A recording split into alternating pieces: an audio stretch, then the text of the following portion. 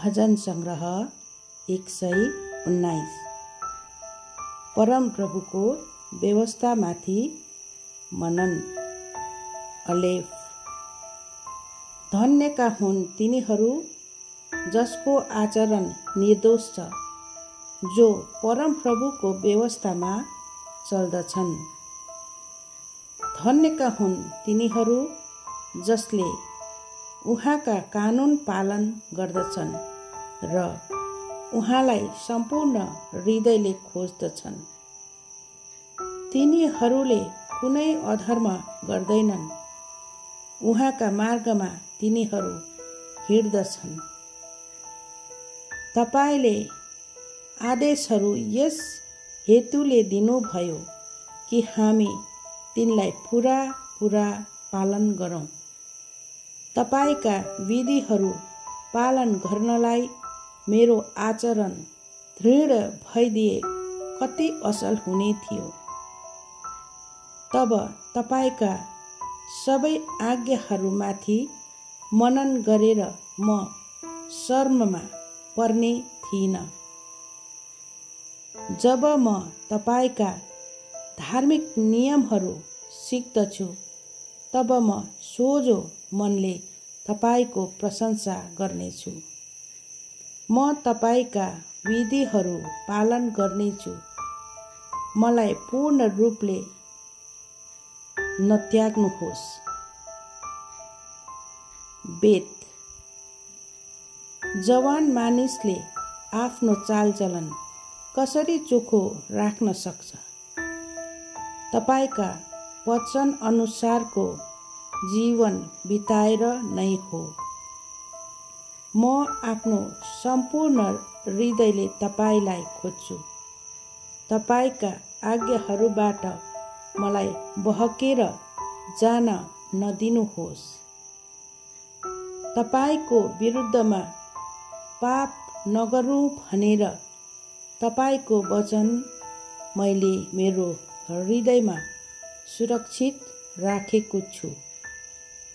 हे परम प्रभु, तपाईको प्रशंसा होस्।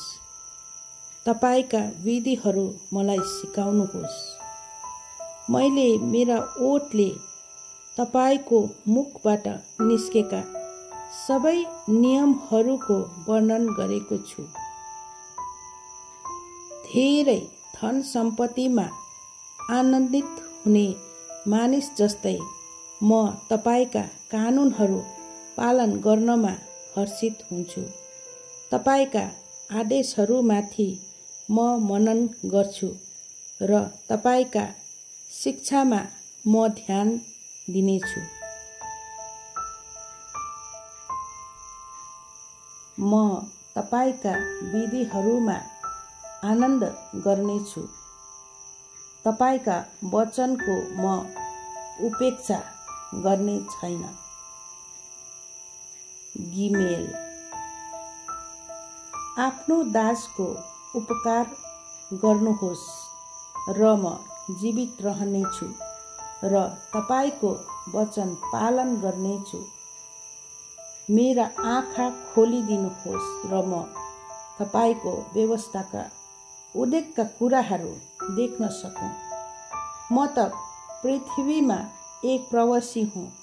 तपाईका आज्ञाहरू मबाट नलुकाउनुहोस्। तपाईका नियमहरू जान्नलाई मेरो प्राण सधैँ तिर्खाएको हुन्छ। तपाईँ अहङ्कारीहरूलाई हप्काउनुहुन्छ, जो श्रापित छन् र जो तपाईका आज्ञाहरूबाट तर्केर हिँड्छन्।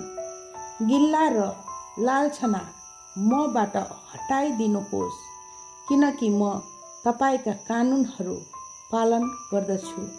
शासकहरू बसेर मेरो विरुद्धमा कुरा गर्छन् तापनि तपाईको दासले तपाईका विधिमाथि मनन गर्नेछ। तपाईका कानुनहरू मेरो आनन्द हुन्, ती मेरा सल्लाहकार हुन्। दालेत। मेरो प्राण धुलोमा मिलेको छ। आफ्नो वचन अनुसार मेरो प्राणको सुरक्षा गर्नुहोस्। मैले आफ्नो आचरण तपाईलाई खुलस्त गरिदिए र तपाईले जवाफ दिनुभयो। मलाई तपाईका विधिहरू सिकाउनुहोस्। तपाईका आदेशहरूका शिक्षा म बुझ्न सकूँ। तब तपाईका उद्योगका कामहरूमाथि म मनन गर्नेछु। शोकले गर्दा मेरो प्राण पग्लन्छ। तपाईको वचन अनुसार मलाई बलियो तुल्याउनुहोस्। छलपूर्ण मार्गबाट मलाई अलग राखिदिनुहोस्। तपाईको व्यवस्थाद्वारा म माथि अनुग्रही हुनुहोस्। मैले त सत्यताको मार्ग छानेको छु। तपाईका नियमहरू मैले मेरो सामुन्ने राखेको छु। तपाईका कानुनहरूमा म स्थिर रहन्छु। हे परमप्रभु, मलाई शर्ममा पर्न नदिनुहोस्। म तपाईका आज्ञाहरूको मार्गमा दौडन्छु, किनकि तपाईले मेरो हृदयलाई स्वतन्त्र पारिदिनु भएको छ।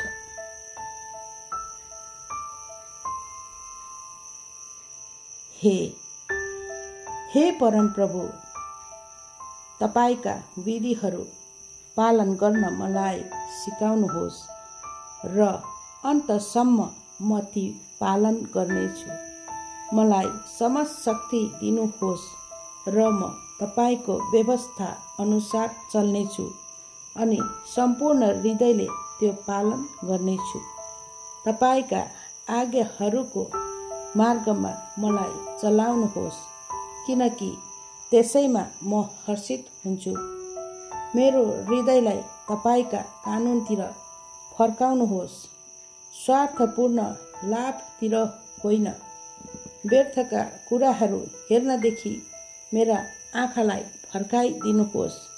तपाईका वचन अनुसार मेरो प्राणलाई सुरक्षित राख्नुहोस्।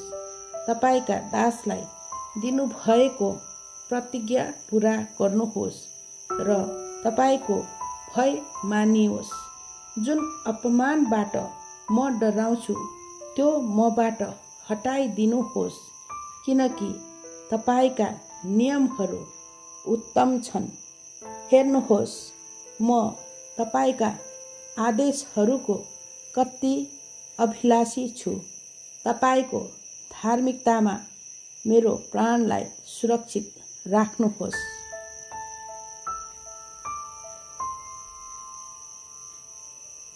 वाव!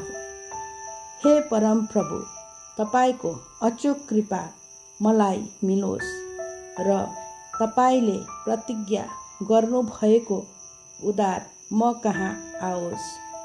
तब मलाई उपहास गर्नेहरूलाई म जवाफ दिन सक्नेछु, किनकि म तपाईको वचनमा भरोसा राख्दछु। सत्यको वचन मेरो मुखबाट नखोसिदिनुहोस्, किनकि मैले तपाईका नियमहरूमा आशा राखेको छु। म तपाईको व्यवस्था सदा सर्वदा पालन गर्नेछु। म स्वतन्त्र भएर हिँड्नेछु, किनकि मैले तपाईका आदेशहरू खोजी निकालेको छु। म राजाहरूका समक्ष तपाईका कानुनहरूका विषयमा बोल्नेछु अनि म लाजमा पर्ने छैन। म तपाईका आज्ञाहरूमा आनन्द मग्न हुन्छु, किनकि म तिनलाई प्रेम गर्दछु। मैले प्रेम गरेको तपाईका आज्ञातिर मेरा हातहरू पसार्छु र तपाईका विधिहरूमाथि मनन गर्दछु।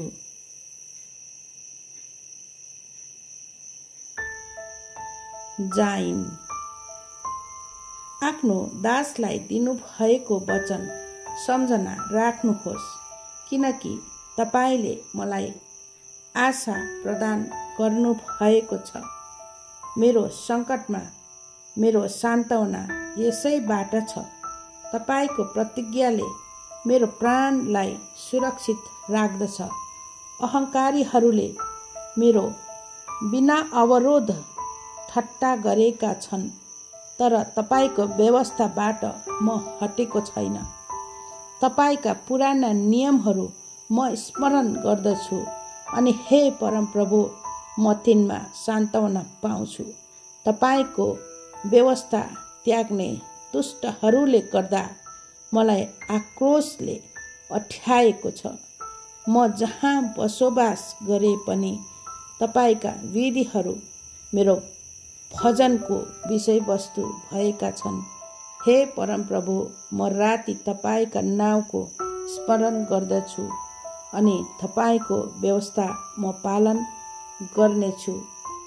यो मेरो चलन हुन गएको छ। म तपाईँका आदेशहरू पालन गर्छु।